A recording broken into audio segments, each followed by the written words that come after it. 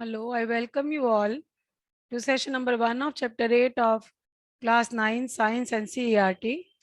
I'll share the screen.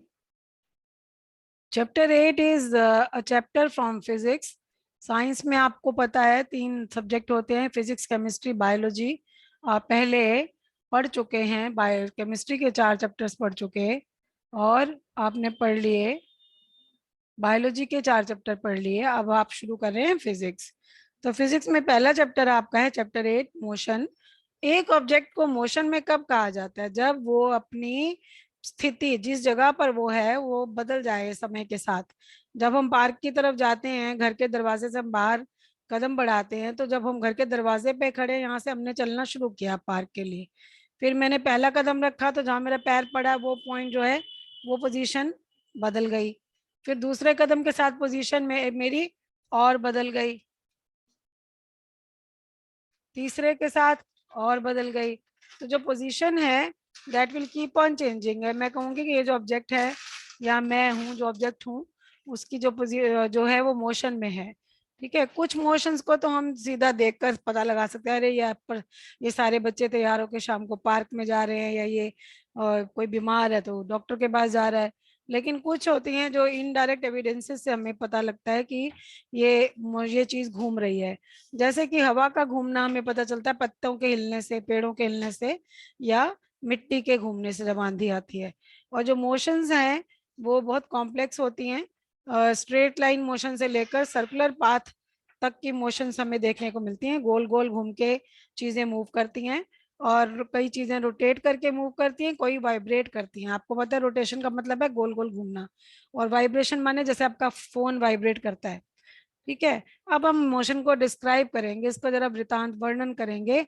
जो किसी भी जो मोशन की जो डिस्क्रिप्शन है, आप कैसे देते हो? आप बताते हो भाई अभी ये 1 सेकंड पहले ये पॉइंट ए पर था, अब ये पॉइंट बी पर है। यानी कि आप कोई पॉइंट चुनते हो, उस पॉइंट को आप रेफरेंस लेते हो, भाई यहाँ से ये चीज हिल गई और यहाँ आ गई है। ठीक है, तो ये पोजीशन जो है ऑब्जेक्ट की, उसको डिस्क्राइब करता है। मोशन के लिए डिस्क्राइब करने के लिए एक रेफरेंस पॉइंट, जिसको हम ओरिजिन बोलते हैं, वो डिस्क्राइब किया जाता है। और जो सबसे सिंपल मोशंस होती हैं वो सीधी लाइन में चलने होने वाली मोशंस होती हैं। अब जैसे आप एक ये डायग्राम देखें, ये डायग्राम में देखिए OCBA 4 पॉइंट आपको दिख रहे हैं, उनके नंबर भी 5, 10, 5 से लेकर 40 तक स्केल बना हुआ है। ठीक है, अब आप यहाँ देखिए जो O है वो रेफरेंस पॉइंट है जहां से ऑब्जेक्ट ने मोशन स्टार्ट की, और ABC ऑब्जेक्ट की पोजीशंस हैं एट डिफरेंट टाइम्स। ठीक है, डिफरेंट डिफरेंट समय पर उसकी पोजीशंस हैं। राइट, ऑब्जेक्ट ने पहले C को क्रॉस किया, फिर B को क्रॉस किया, फिर वो A पहुंचा, और A पर आने के बाद वो वापस चलना शुरू हो गया। A से वो B पे गया, B से C गया। ठीक है, और अब जो टोटल पाथ लेंथ है, उसने उसका रास्ता कितना लंबा था, या उसने कितना डिस्टेंस कवर किया, वो मैं कैसे पता लगाऊंगी? वो मैं पता लगाऊंगी पहले वो O से A गया। अभी नीचे चलते हैं वापस डायग्राम पे, देखिए पहले ये O से A गया, तो ये तो है 40। फिर ये A से C गया, ये है 20। तो 40 जमा 20, ये हो गया 60। ठीक है, अब ये जो डिस्टेंस है ये देखिए, यानी कि ये डिस्टेंस आ गया 60 किलोमीटर। ये क्या है? सिर्फ न्यूमेरिकल है, ये एक नंबर है, इसको हम मात्रा भी बोलते हैं, मैग्नीट्यूड भी बोलते हैं। इसमें दिशा की बात हमने नहीं की कि ये इस दिशा से उस दिशा में जाएगा। ठीक है, और अभी हमने और एक बात और समझ लीजिए, जो किसी ऑब्जेक्ट का सबसे कम छोटा डिस्टेंस होता है इनिशियल से लेकर फाइनल पोजीशन तक, ठीक है, उसको हम कहते हैं डिस्प्लेसमेंट। राइट, और जो डिस्प्लेसमेंट की जो मात्रा है वो डिस्टेंस के बराबर नहीं होती। डिस्टेंस तो हम पूरा लंबे से लंबा लेते हैं, और डिस्प्लेसमेंट छोटे से छोटा लेते हैं। तो O से लेकर A तक तो है 40 मीटर, तो ये डिस्टेंस भी है और डिस्प्लेसमेंट भी है। लेकिन जब मैं OA यानी 40 जमा AB यानी 15, इनको जोड़ती हूँ तो 55 किलोमीटर आता है। ये डिस्टेंस कवर्ड तो दे रहा है, डिस्टेंस ये तो दे रहा है डिस्टेंस कवर्ड। लेकिन अगर मैं ओ से ए और फिर वो गया ए से बी यानी ओ बी। तो अब ओ पहले वो ए गया फिर ए से बी पे आया। तो इसमें वो कहता है मान लो डिस्प्लेसमेंट कितनी है, तो डिस्प्लेसमेंट तो हम शॉर्टेस्ट डिस्टेंस लेंगे ना ओ से बी का। तो ओ से बी का शॉर्टेस्ट डिस्टेंस तो हो गया 15 सॉरी 25। एक मिनट, यहाँ मैंने किया 40 जमा ओ ए जमा ए बी। एक मिनट जाइए, सॉरी यहाँ 25 आएगा, ये मैंने 15 गलत लिखा है। ये देख रहे हैं ना स्केल पे, ये 25 है। ठीक है, तो देखिए डिस्टेंस तो आ रहा है, ध्यान दीजिए 55 किलोमीटर। कैसे? पहले वो ओ से ए गया फिर ए से बी आया, इन दोनों को हमने जमा करके निकाला है, यानी कि लंबा पूरा का पूरा कंसीडर किया है। लेकिन जब वो मुझसे पूछता है भाई ओ से बी पे आने पे वापस डिस्प्लेसमेंट बताओ कितनी है उसकी, तो डिस्प्लेसमेंट तो बच्चा ओ से बी कितनी है, खाली 25 है।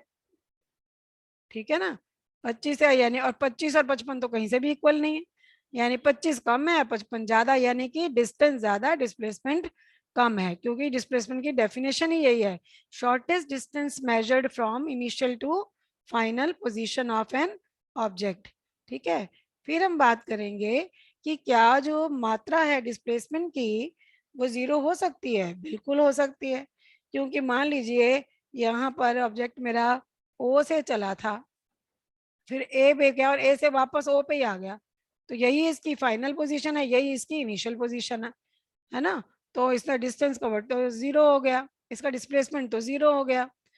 अब लेकिन जो डिस्टेंस कवर्ड जीरो नहीं होगा, ओ से ए जाएगा एक बार तो 40, फिर ए से ओ आएगा तो फिर 40 ट्रेवल करेगा, तो डिस्टेंस तो बेटा इसका हो जाएगा 80, यानी डिस्टेंस कवर्ड जीरो नहीं होगा, मगर डिस्प्लेसमेंट कवर्ड जीरो हो सकता है अगर इनिशियल और फाइनल पोजीशन सेम हो। अब अगर ऑब्जेक्ट जो है ओ से ए पे चला और फिर ए से ओ पे वापस गया, मैंने आपको बता ही दिया, तो 40 जमा 40 80 किलोमीटर चलेगा, और डिस्प्लेसमेंट जो है जीरो होगी, क्योंकि अपोजिट डायरेक्शन में जाएगा तो नेगेटिव साइन लग जाएगा, 40 जमा घटा 40 will be give you zero. अब ये जो दो फिजिकल क्वांटिटीज हैं इनको हम एक ऑब्जेक्ट की ओवरऑल मोशन को डिस्क्राइब करने के लिए यूज करते हैं, और इसकी फाइनल पोजीशन का पता लगाने के लिए भी यूज करते हैं। अब हम पेज 101 पे एक्सरसाइज है चैप्टर के अंदर वो करेंगे कि जो वो कहता है कि एक ऑब्जेक्ट जो है एक डिस्टेंस चल चुका है, क्या इसकी डिस्प्लेसमेंट जीरो हो सकती है? Support your answer with example. अभी अभी हमने जाना, एग्जांपल के साथ ही जाना हमने, कि मैग्नीट्यूड ऑफ डिस्प्लेसमेंट जीरो हो सकता है जब ओ से ए चला और ए से ओ गया, 40 जमा घटा 40 का एग्जाम्पल लिया, वही एग्जाम्पल आप यहाँ दे सकते हैं। लेकिन करस्पॉन्डिंग डिस्टेंस हमने क्या देखा था, 40 जमा 40 ही रहा, तो उससे क्या हुआ 80 हो गया वो तो, है ना। तो डिस्टेंस जीरो नहीं होगा, डिस्प्लेसमेंट जीरो होगा। तो यहाँ पर एग्जाम्पल वही ऊपर वाला दे देंगे दोबारा। दूसरा प्रश्न इसने पूछा, एक किसान, a farmer moves along boundary of a square field, एक वर्गाकार खेत के जिसकी एक भुजा 10 मीटर है, 40 सेकंड में पूरी बाउंड्री का चक्कर लगा लेता है। ठीक है, अब वो कहता है कि what will be the magnitude of displacement of farmer, किसान का डिस्प्लेसमेंट की मात्रा कितनी होगी 2 मिनट 20 सेकंड के बाद अपनी इनिशियल पोजीशन से। देखो हमें क्या गिवन है, स्क्वायर फील्ड है और उसकी साइड कितनी है 10 मीटर्स है। पेरीमीटर हमें पता है, चारों साइड्स को प्लस कर देंगे 40 मीटर आ गया। पेरीमीटर माने बाउंड्री, तो फार्मर ने मान लीजिए मैंने यहाँ पर बनाया भी है स्क्वायर, ये स्क्वायर बना रखा है ए बी सी डी। तो फार्मर ए से चलेगा और वापस ए पर पहुंचेगा यहाँ पर, तो मतलब 40 मीटर वो चल चुका होगा एक चक्कर में। ठीक है, तो अब 2 मिनट 20 सेकंड को पहले हम सेकंड में कन्वर्ट कर लेते हैं, 1 मिनट में 60 सेकंड होते हैं, तो 60 दूनी 120 जमा 20 140 सेकंड हो गए। अब हमें स्पीड पता है, इसकी स्पीड दी हुई है 1 मीटर पर सेकेंड, सॉरी हमने निकाली है, जो फार्मर जो है पेरीमीटर पूरी बाउंड्री को ट्रेवल करने में 40 सेकंड लगाता है, तो 40 मीटर को ट्रेवल करने में लगते हैं 40 सेकंड, तो 1 मीटर को ट्रेवल करने में लगते हैं 1 सेकंड, यानी इसकी स्पीड कितनी हो गई 1 मीटर पर सेकंड हो गई। तो मैं कह सकती हूँ कि 1 सेकंड में किसान 1 मीटर चलता है, तो 140 सेकंड में कितना चलेगा, जाहिर है 140 मीटर चलेगा। अब 40 मीटर की तो है एक रोटेशन, तो एक रोटेशन 1 मीटर बराबर होगा 1/40 के, तो फिर 140, 1 मिनट, नहीं नहीं, हाँ सॉरी,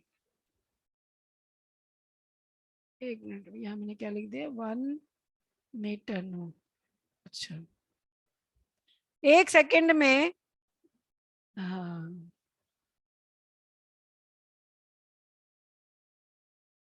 हाँ रोटेशन की बात हम कर रहे हैं, ठीक है। तो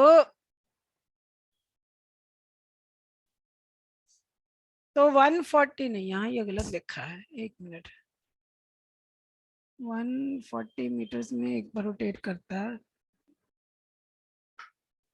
हम्म, 1 सेकंड में वो चलता है।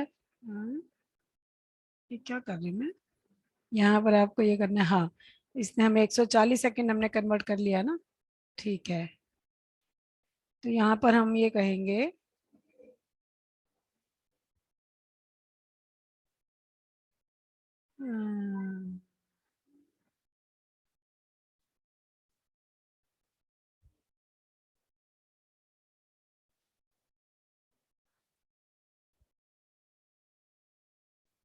40 सेकंड में वो चलता है एक, हाँ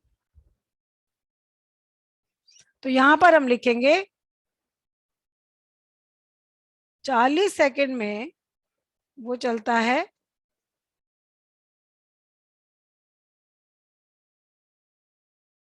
40 मीटर, ठीक है। तो 1 सेकंड में निकाल भी चुके हम पहले, चलता है,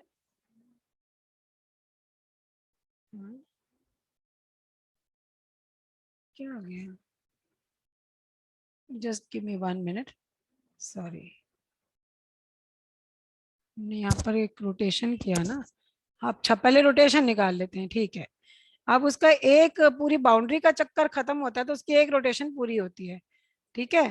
तो एक रोटेशन, हाँ ठीक है, ठीक है, सही है। 140 मीटर से हम ऊपर निकाल चुके हैं ना, तो टोटल डिस्टेंस उसको वो चला है 140 मीटर। तो यहाँ पर हमने लिखा, तो यहाँ पर आ गया भाई 1 मीटर की 40 मीटर की तो एक रोटेशन है, तो 1 मीटर की 1/40 रोटेशन होगी, तो 140 मीटर की कितनी होगी 1/40 गुना 140, तो ये आंसर आ गया आपका 3.5 रोटेशन। इसका मतलब है 3 बार तो वो पूरा ए पे वापस आ जाएगा, ठीक है।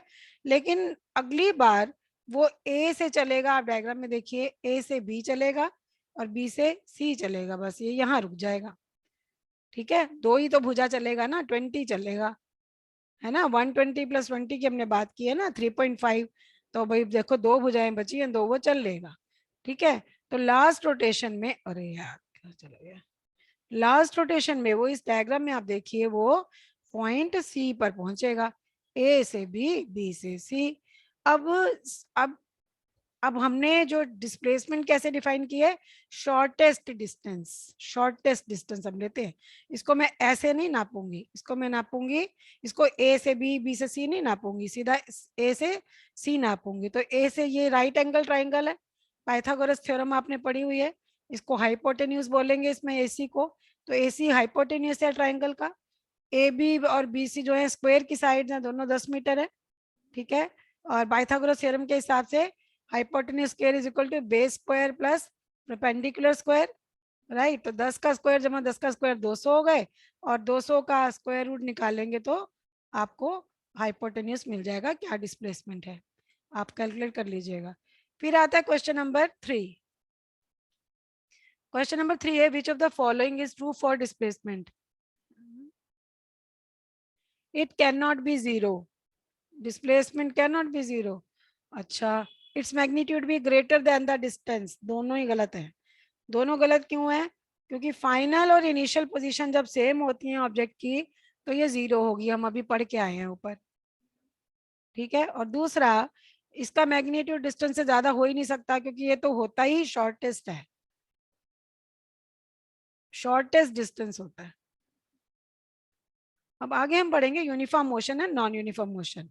जब एक ऑब्जेक्ट जो होता है बराबर समय के टुकड़ों में बराबर डिस्टेंस ट्रेवल करता है तो हम कहते हैं यूनिफॉर्म मोशन में है, और ये टाइम इंटरवल बड़े छोटे छोटे होते हैं।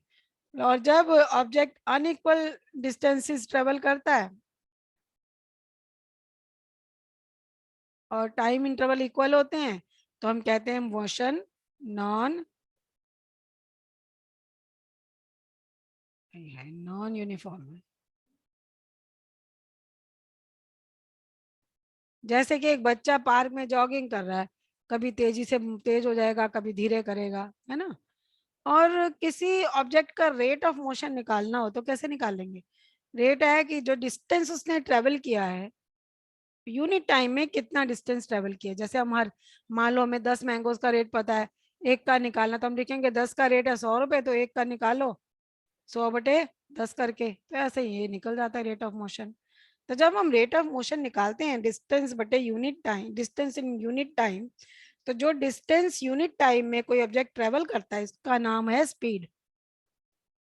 यानी रेट ऑफ मोशन हम किससे दिखाते हैं? स्पीड से। उसकी एसआई यूनिट क्या है? मीटर पर सेकेंड। और भी यूनिट्स हैं इसकी, जैसे किलोमीटर पर आवर, सेंटीमीटर पर सेकेंड, एक्सेट्रा। और इसको स्पेसिफाई करने के लिए सिर्फ और सिर्फ मैग्नीट्यूड, इसकी मात्रा का सहारा लिया जाता है, डायरेक्शन का, डायरेक्शन को कंसिडर नहीं करते। ठीक है। और जो ऑब्जेक्ट्स नॉन यूनिफॉर्म मोशन कर रहे होते हैं तो उनके केस में ध्यान रखना है कि जो टोटल डिस्टेंस ट्रेवल्ड है उसको टोटल टाइम टेकन से डिवाइड करते हैं, यानी उसकी एवरेज स्पीड निकालते हैं। तो अगर एवरेज स्पीड को वी वी एवरेज से दिखाएं, नीचे ए भी लिख सकते हैं आप। तो वी ए वी बराबर है टोटल डिस्टेंस ट्रेवल्ड बटे total time taken. Time distance को एस लिख दो, टाइम टेकन को टी लिख सकते हो। अब अगर ये यही स्पीड जो है मैग्नीट्यूड के साथ इसकी डायरेक्शन भी हम कंसीडर करें तो ऐसी क्वांटिटी का एक अलग नाम है, उसको स्पीड नहीं कहेंगे।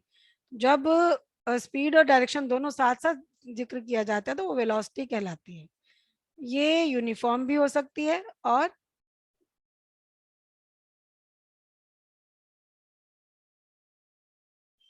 वेरिएबल भी हो सकती है, जस्ट लाइक स्पीड। लेकिन इसको चेंज करना हो तो या तो तुम पहले इसकी खाली स्पीड चेंज कर दो, या डायरेक्शन बदल दो, या दोनों ही बदल दो। ठीक है, तो वेलोसिटी बदल जाएगी। स्पीड के केस में तो खाली मैग्नीट्यूड से ही चेंज होगा। और जो भी ऑब्जेक्ट स्ट्रेट लाइन में मूव कर रहा है और उसकी स्पीड वेरिएबल है तो इसका भी वही हिसाब होएगा जैसे एवरेज स्पीड का है। जैसे हमने एवरेज स्पीड निकाली थी ऐसी एवरेज वेलोसिटी निकालेंगे। ठीक है। लेकिन अगर ऑब्जेक्ट की वेलोसिटी यूनिफॉर्म रेट पे चेंज हो रही है तो ऐसे केस में हम अरिथमेटिक मीन निकालेंगे, यानी इनिशियल वेलोसिटी जमा फाइनल वेलोसिटी डिवाइडेड बाय 2। ठीक है, ऐसा यूनिट इसकी भी वही है जो स्पीड की है। अब अगला प्रश्न है distinguish between speed and velocity. देखो स्पीड हम पहले बता के आए हैं आपको ऊपर, it is the distance travelled by object in unit time. ठीक है, और वेलोसिटी क्या है? Speed as well as it's the direction of motion of the object. ऐसा यूनिट स्पीड की, अच्छा ये यहाँ पर दोनों की सेम है, एक मिनट।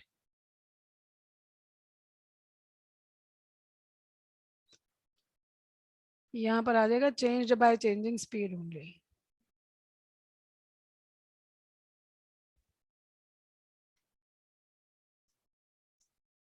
मैग्नीट्यूड, इसका मैग्नीट्यूड ही बदलेंगे तभी, मतलब ये change speed, magnitude of speed, तभी ये बदलेगी। लेकिन वेलोसिटी में स्पीड बदल लो, डायरेक्शन बदल लो, या दोनों ही बदल लो तो स्पीड वेलोसिटी चेंज हो जाएगी। स्पीड कांस्टेंट नहीं होती, लेकिन वेलोसिटी कांस्टेंट हो भी सकती है और नहीं भी हो सकती। स्पीड को स्पेसिफाई करने के लिए हमें सिर्फ और सिर्फ उसके मैग्नीट्यूड की जरूरत होती है। ठीक है, लेकिन वेलोसिटी जो है डायरेक्शन मैग्नीट्यूड दोनों से स्पेसिफाई होती है।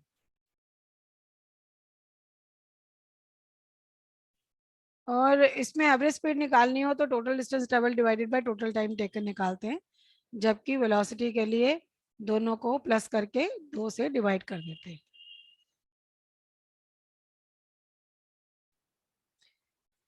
अगला प्रश्न है, under what conditions is the magnitude of average velocity of an object equal to its average speed.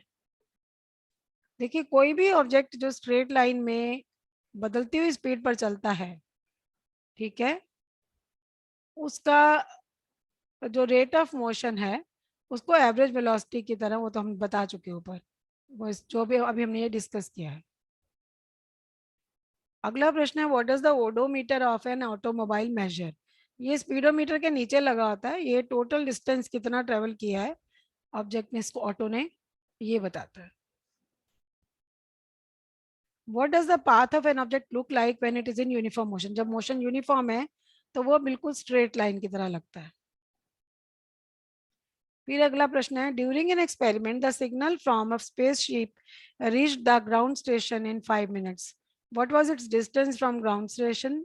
Signal travels at the speed of light 3 into 10 to the power 8 meters per second. देखो, 5 minute में signal नीचे पहुंचा। 5 minute को पहले second में convert करो, 1 minute में 60 second है, तो 5 में होंगे 300। स्पीड का क्या फॉर्मूला है, स्पीड बराबर डिस्टेंस बटे टाइम। सिग्नल की स्पीड क्या है, लाइट की स्पीड है, क्या स्पीड है, 3 × 10⁸ है, डिवाइडेड बाय टाइम कितना है, 1, 1 सेकंड में। तो 1 सेकंड में लाइट सिग्नल ट्रेवल करता है 3 × 10⁸ तो 300 सेकंड में कितना करेगा, मल्टीप्लाई कर दो, तो 9 × 10⁻10 मीटर्स डिस्टेंस आ गया आपके object ka. With that, we end this session here only. Till we meet in the next class with the next session. All the best to you all.